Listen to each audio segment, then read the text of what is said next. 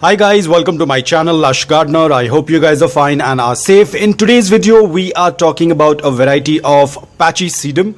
Now I had already added this succulent in this arrangement, so you will be able to see the other succulents as well. She's going to share the screen space with other succulents. So these are my Bowiea. I'll put the name on the screen, which is also known as the red moonstone. Red moonstone is not the correct name. I'm putting the correct name on the screen. We have our Pachyphytum auriferum, which are the moonstone, and then this is the Pachysedum. So Pachysedum is an extremely easy to grow succulent. That's why I have mentioned it in easy, but there are certain basic care requirements that you have to follow because the watering is going to be slightly different compared to what our other succulents have.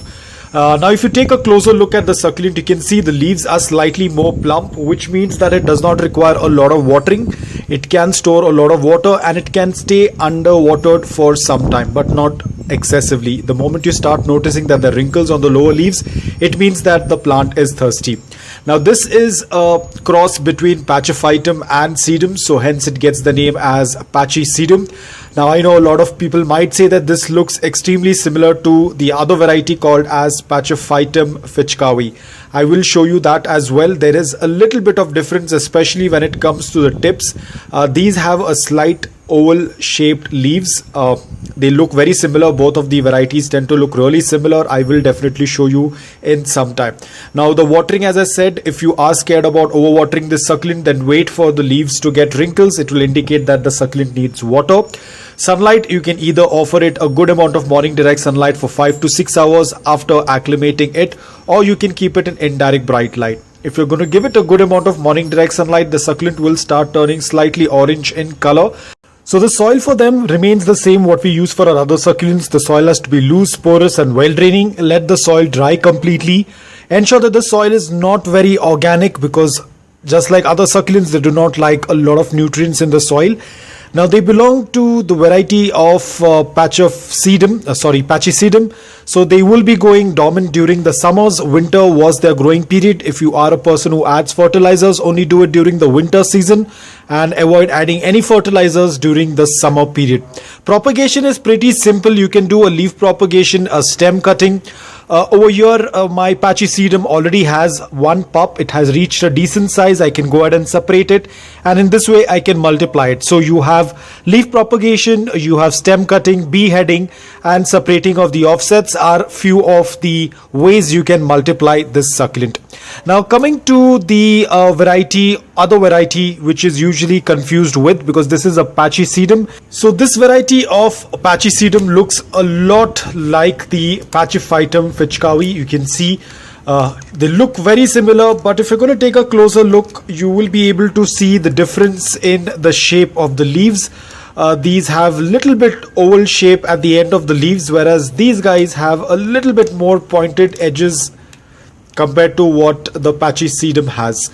Now this is a Pachyphytum fitchkawi. So both of them have major difference, but they often are labeled incorrectly. At times this is labeled as the Pachysedum, or at times this is labeled as Pachyphytum. Mostly this is labeled as Pachyphytum because of those thick leaves. They look a lot like the Pachyphytum. So these are often called as Pachyphytum, but these are actually Pachysedum. This is Pachyphytum fitchkawi, which is another variety. The care requirements are pretty much same. I'm going to make another video on this. So guys, it's a pretty easy to grow succulent. All you need to do is give the basic care requirements of the soil, watering, sunlight, and it should be good enough.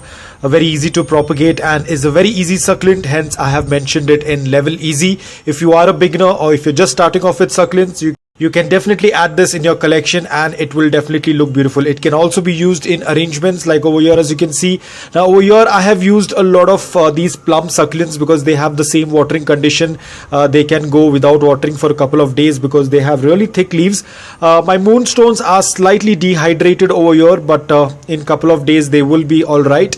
Because they had very small roots, but now their roots have started to grow, so I'll probably keep an eye on them. But as of now, all of them have been doing well.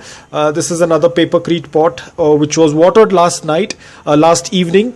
So the soil is still slightly wet, not completely dry. The upper layer of soil is dry, but beneath it's still wet because I can see the color of this papercrete pot is slightly darker in color. So guys, that's all about the Pachysedum. I hope that this video was helpful to you. If it was, please hit the like button. If you're new to my channel, please consider subscribing to it. Until then, take care, stay safe and keep propagating.